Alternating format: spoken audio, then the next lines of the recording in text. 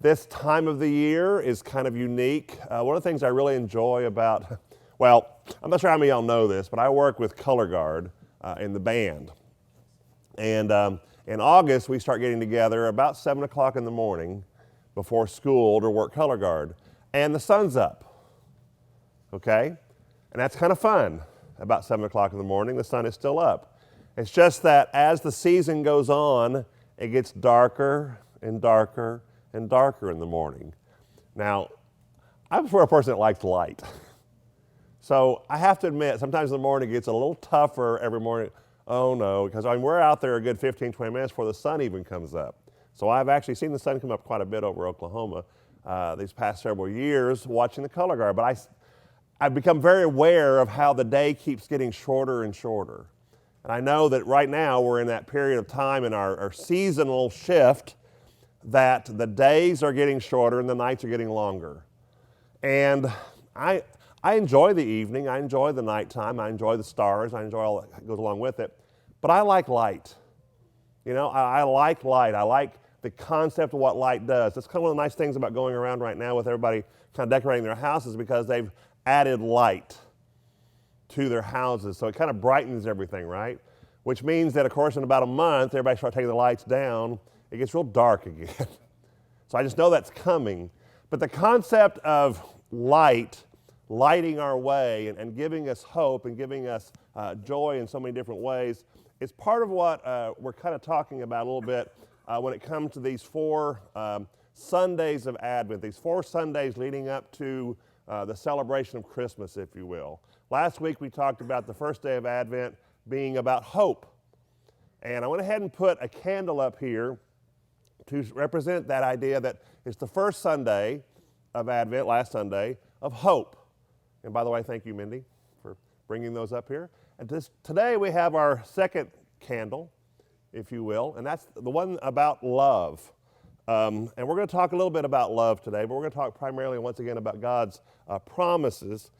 But I wanted to share some verses with you every Sunday about these concepts of what's coming. In Isaiah 40, in verse 9, we got that? Yes. You who bring good news to Zion, go up on a high mountain. You who bring good tidings to Jerusalem, lift up your voice with a shout. Lift it up, do not be afraid. Say to the towns of Judah, here is your God. Now, once again, this is a proclamation of something that's going to happen. A proclamation of good things are happening. And I must admit, at this point in time, that's kind of what we're looking for, isn't it? And to be honest with you, that's really the true in all the history of the world. We're looking for good things to happen. If we look at the history of the world, we know there are times when people are looking for that thing, that one thing that lifts them up, that will get you out of that doldrums. Lift your eyes up, hear what's happening here. And so if you're going to bring good tidings to Zion, go up on a high mountain, proclaim it, preach it. You know, speak these words. So I'm hoping that some of the things that I'm going to say to you today are about hope. Because what we're talking about here is God's promises. And God had a plan. I mentioned last week that if I were to boil the entire Bible down into one word, I think that word would be salvation. Now, that word is kind of fraught with some other things, because you see, salvation really kind of implies that you need to be saved.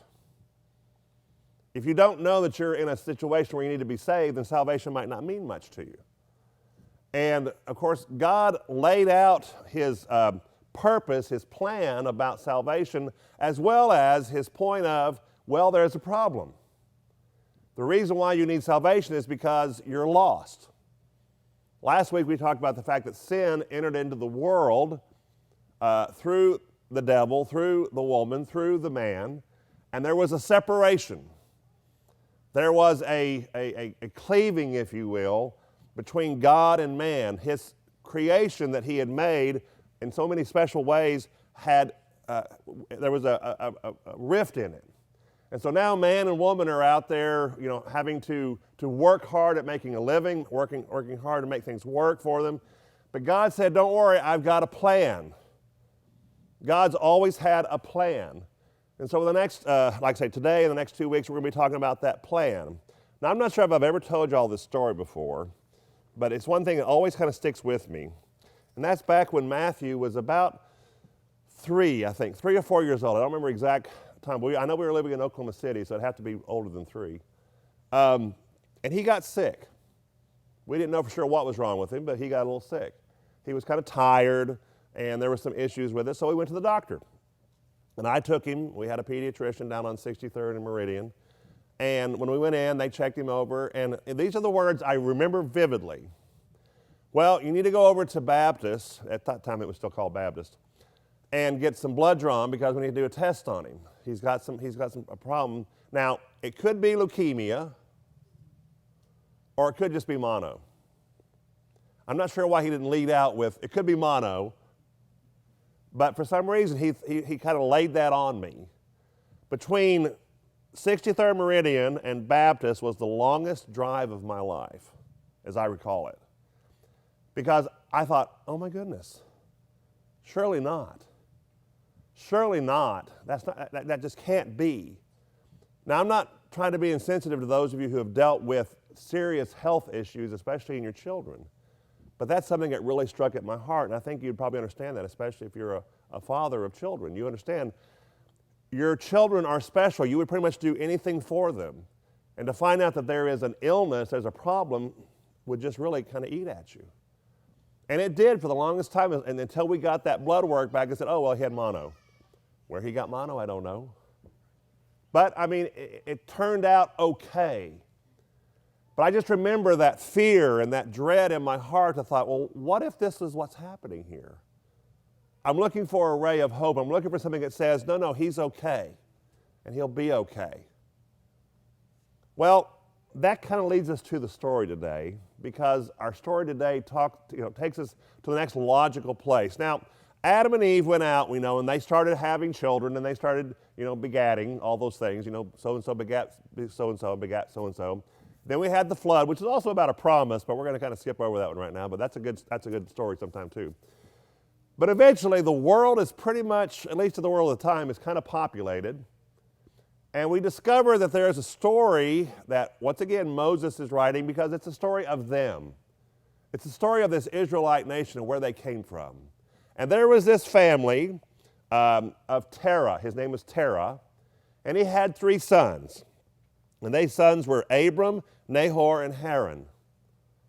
Now, you might not know the second 2, but I'm pretty sure you recognize the name of Abram. Now, up until this time, as I understand it, God still was present in the world. People were aware that God was there, but they weren't necessarily understanding who he was or what he was about, and he hadn't really revealed himself in multiple ways. But he had a plan to choose a single individual to start this great nation, this great place. So we're in Genesis chapter 12, beginning in verse 1. Now, Terah had moved Abram and Sarai, his wife, and Lot, his nephew, or grandson from Terah, had moved them from Ur to Haran, and they settled there. They lived there for a while. And while they were there, things progressed, Abram was seemed to be a hardworking man. He didn't have any children, but because of his industry, he was able to build up his flocks, whatever it was that made him kind of a special person. And we see in chapter 12, beginning in verse 1, the Lord had said to Abram, leave your country, your people, and your father's household, and go to the land I will show you. Now think about this just for a minute, okay? It's really important, I think, that we kind of get the storyline here. Here's a man, he's got it kind of good, living with his dad and living with his wife, and things are happening pretty well. He's got some good flocks happening on. They know the land they're in. And this God, who obviously he worships, obviously he trusts, comes along and says, well, I want you to up and move. I want you to pack up and move. Now, this is not like us today. It's not like your boss comes in, hey, we're going to transfer you to New York City. We're going to transfer you to Boston, okay? We're going to get you a U-Haul, or we're going to get you a moving company. We're going to do all this. That's not the way this works. What really God is saying, okay, Abram, you're going to have to do all this. You're going to have to pack up everything you know and move to another country. Move to another area of the land, if you will. And it's not like, okay, a mile next door. And by the way, they didn't have cell phones. They didn't have internet. They didn't have anything to be able to communicate. In other words, what you're really saying is you're going to lose connection with your family. You're going to lose connection with the other parts of your family. You're going to take those of you who are close to you and move. Now, I don't know about y'all, but moving is not necessarily easy even today.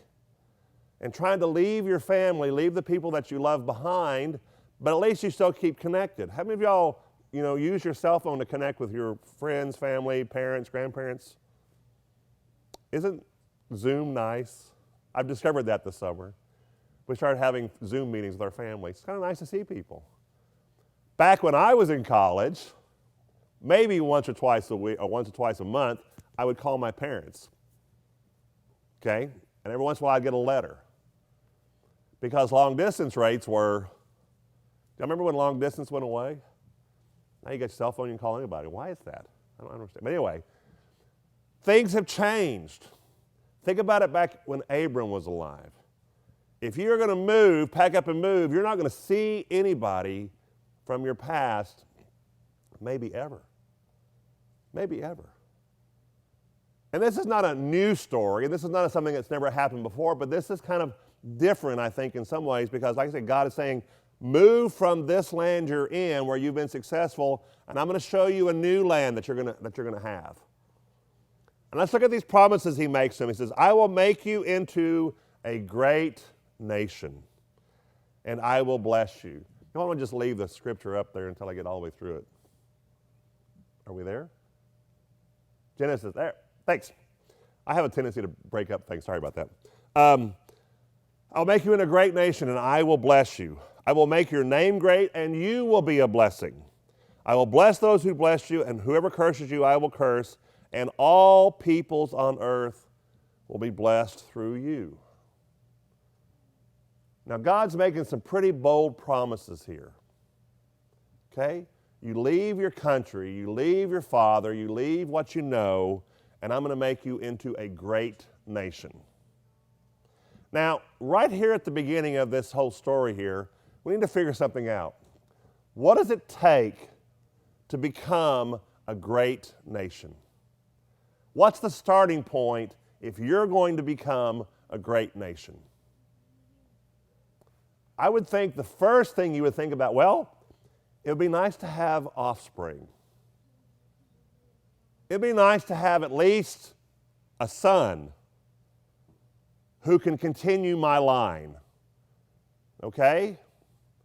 We have done some work trying to figure out where my family comes from. We could trace it back to my grandfather, Orville Paring, but then we found out that he ran away from home when he was like 15 or 16 years old, and we're not sure if he changed his name, but we've had a hard time for years trying to figure out, are there anybody else like us? Maybe we're just parents.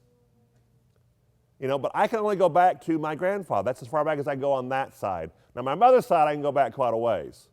And I can tell you where they live down around Austin, Texas, and around Marble Falls, and places like Dripping Springs and Bee, and those places that you out in the country sort of thing. But I mean, we're talking about someone being told, hey, you're going to be a great nation. Well, the first thing you got to have is you got to have an offspring. And we're told that Sarai was barren. She hadn't had any kids.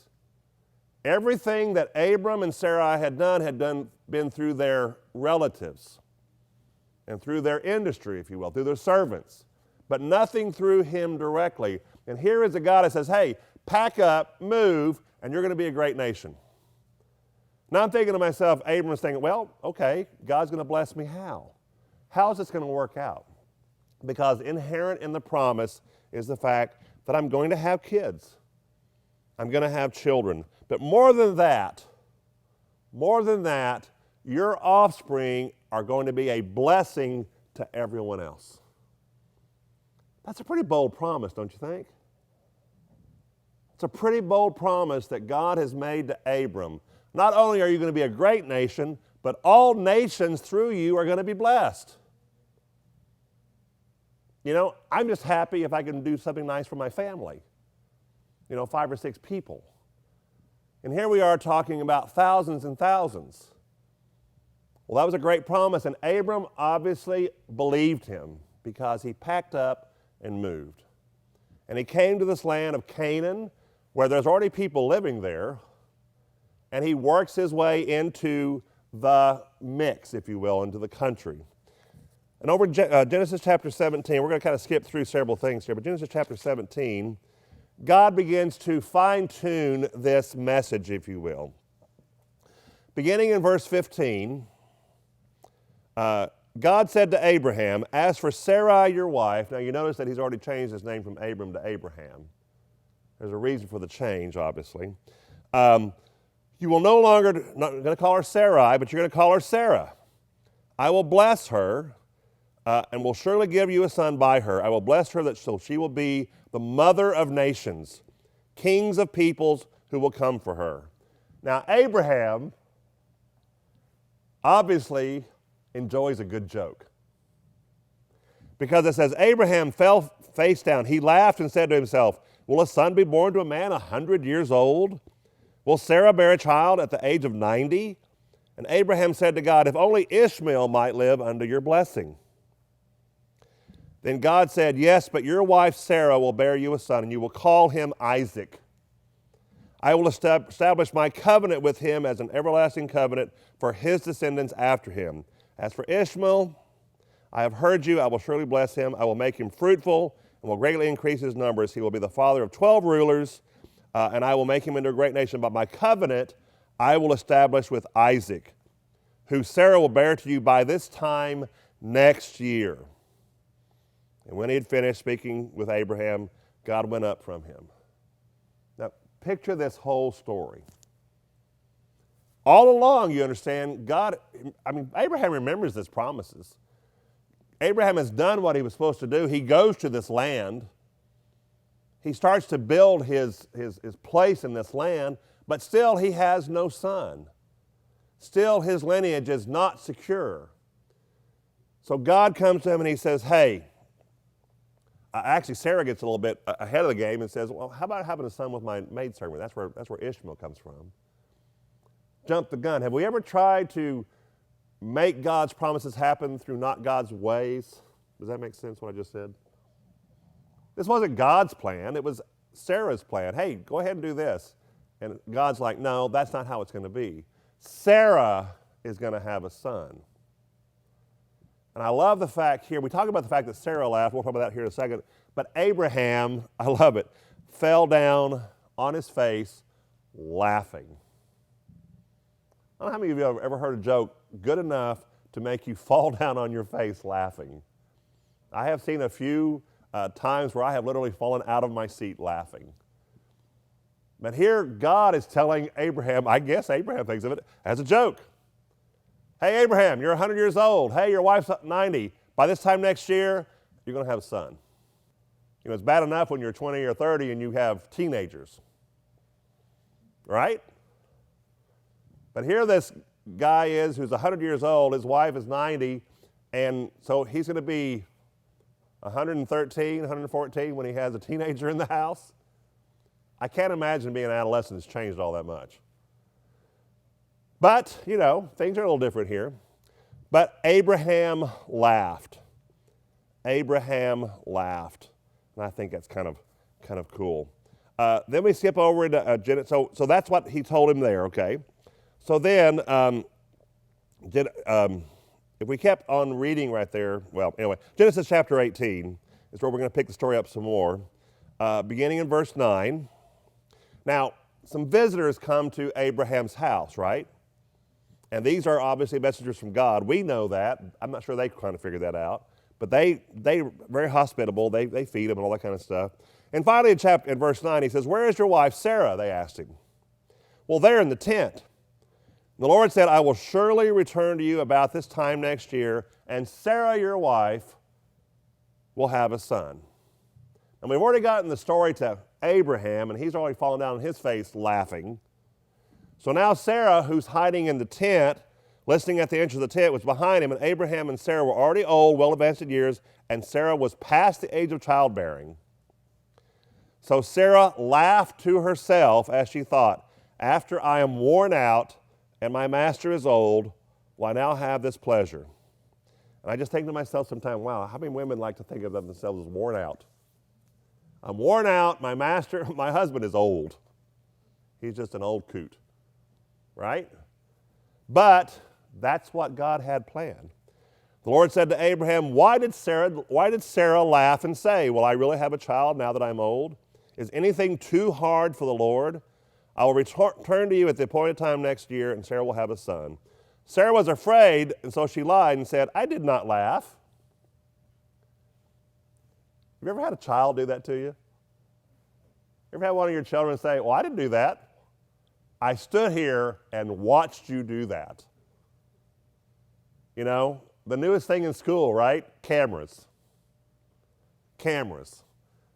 So now we've got, kids who do things, and the principal finds out about it, and they call the parents in, and they say, your child did so-and-so. And they're like, oh, my child said they didn't do that. Let me show it to you on the video. So things haven't changed that much, have we? I mean, here's a 90-year-old woman hiding in a tent, listening at the door, if you will, to what they're saying, and starts laughing.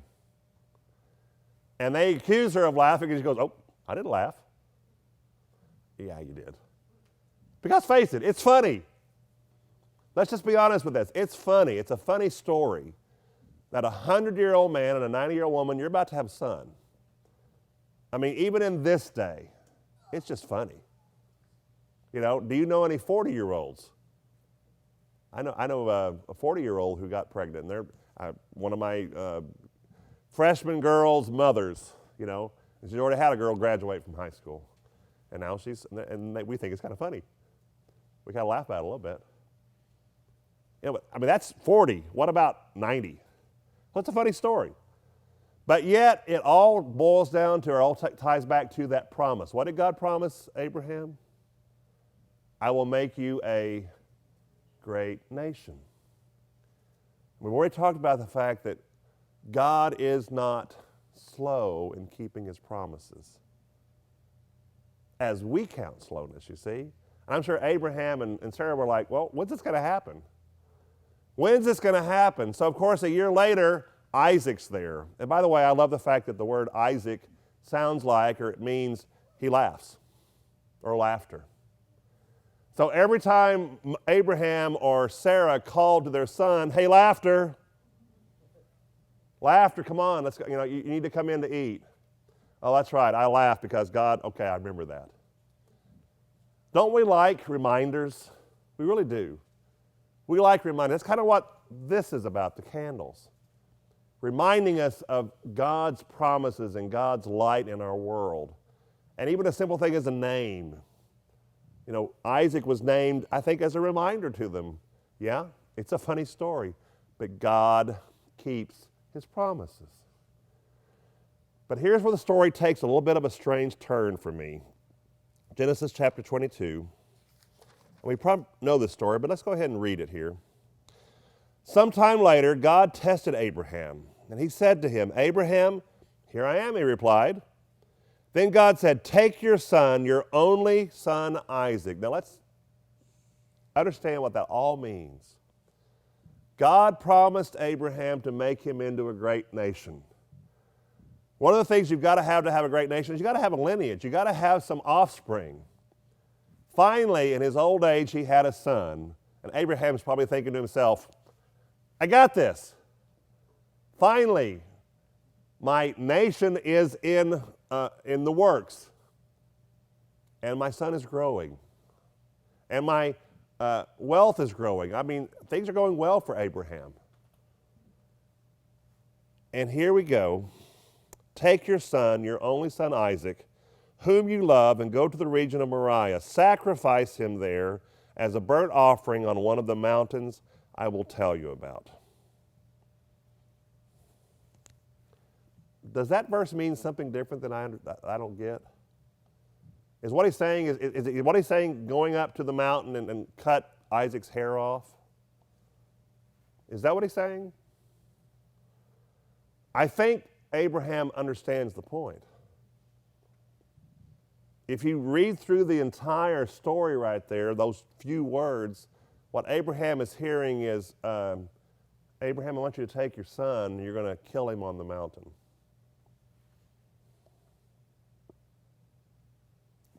I couldn't do it. Not a chance. Sorry, God, what? What did you say? You want me to sacrifice my only son? I thought you were a God of promises. You promised me this son, and now you're taking him away from me? Does that make any sense at all? And I don't know, because nothing really is said, that Abraham wondered, at least not here. Early the next morning, Abraham got up and saddled his donkey. He took with him 2 of his servants and his son Isaac. When he had cut enough wood for the burnt offering, he set out for the place God had told him about. On the 3rd day, Abraham looked up and saw the place in the distance. Can you imagine that was just the longest journey for Abraham? Because every step he took closer to that mountain meant what? That he was going to have to sacrifice his son. Can't imagine. Saw the place in the distance. He said to his servant, "Stay here with the donkey while I and the boy go up there. We will worship, and then we'll come back to you." Abraham took the wood for the burnt offering, placed it on his son Isaac, and he himself carried the fire and the knife. As the 2 of them went on together, Isaac spoke up and said to his father, "Father, yes, my son, here's the fire, here's the wood. Where's the lamb for the burnt offering?" Now look what Abraham replies to him. God himself will provide the lamb for the burnt offering, my son. And as I was reading through that, I thought, that's a promise too. Abraham is promising to Isaac that God, who is a God of promises, will take care of it. It's a lot of faith in a God that's asked you to sacrifice your son. When they reached the place God had told him about, Abraham built an altar there and arranged the wood on it.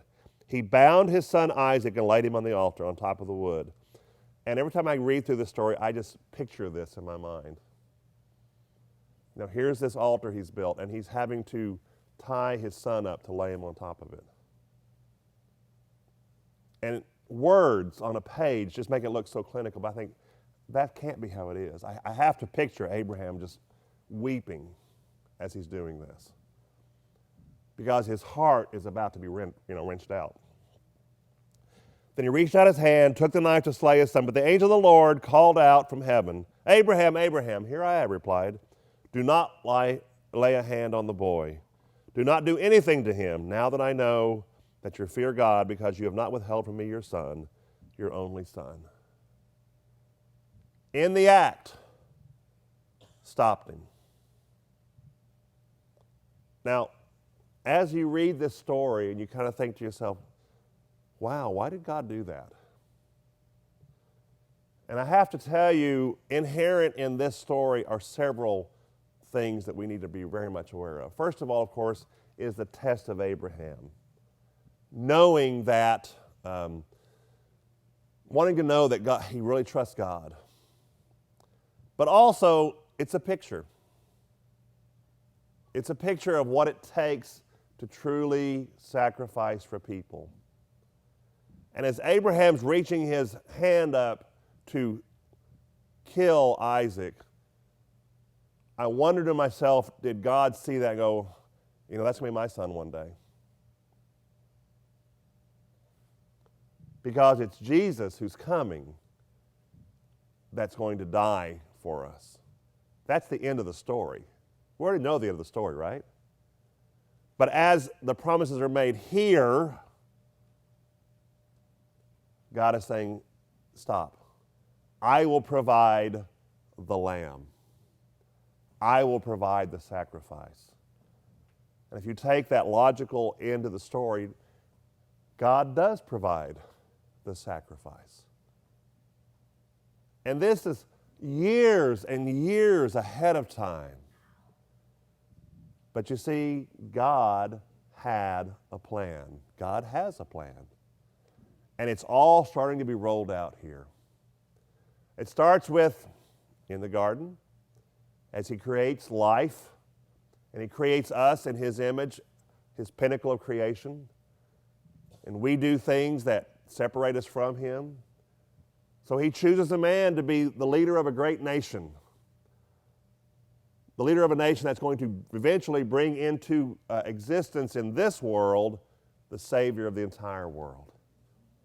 So God just keeps on making these promises and keeps on keeping them. And I love the passage in Hebrews.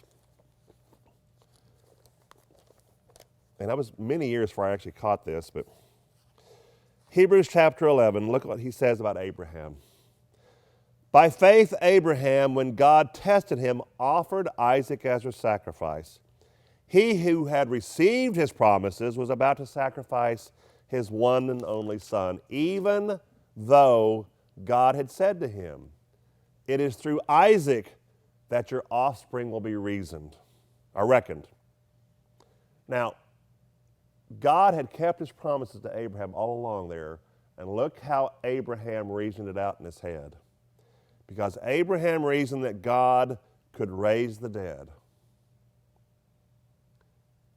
So if I read this correctly, what I'm really catching is, as they making that journey to the mountain, Abraham is in his heart thinking to himself, okay, I'm going to do this because God has promised me this son Isaac. He's going to raise him back from the dead.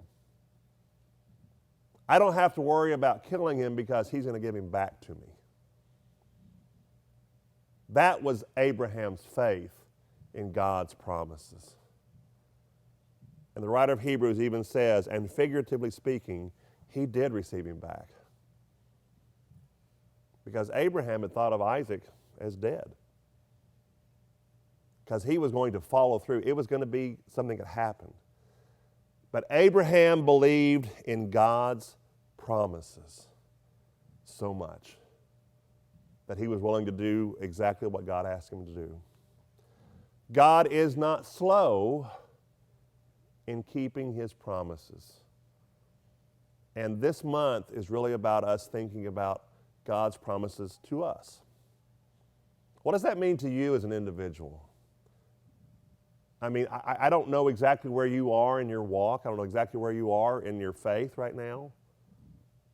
Like I said, I know for me, this year has been tough. It's been a tough year because of the pandemic, because of what's been going on here. I mean, we are looking for light, yes? We're looking for things that we can step out and go, you know, here's some hope. Here's some hope. And this past week, I got a little bit of hope because they had changed the rules, and the CDC had changed the rules. So all of a sudden, kids who were supposed to be out 14 days now can come back after 7 if they test negative. I don't know about y'all, but I mean, for me, that was like, it was almost like a breath of fresh air. And I realized that our numbers are not speaking well, but the fact of the matter is I've had kids out of school, and I understand I'm fortunate because I've had kids in school. But I've had kids out of school for 2 weeks, and they didn't have it. They didn't get sick, but they were quarantined. So the fact that they can, as long as they're well, can come on back, I looked at that as a breath of fresh air. I'm looking for hope. But see, we have a God who offers hope daily. Daily. The fact of the matter is, y'all, it's so easy for us to do this, isn't it? Isn't it? It's just easy to look down. It's easy to look around and go, well, wow, where is everybody? Where are the families? Where are people that we love and care about? Why aren't they here? And we know that there's a reason why some of them are not here. But the fact of the matter is, we need to quit looking this way and need to start looking up this way. Because God offers hope, God offers light, God offers his promises, and he keeps his promises. It's a great story about Abraham, and now we have a nation that is being built. Because we have Isaac, we have a son who's going to start having children as well, and it just keeps on going.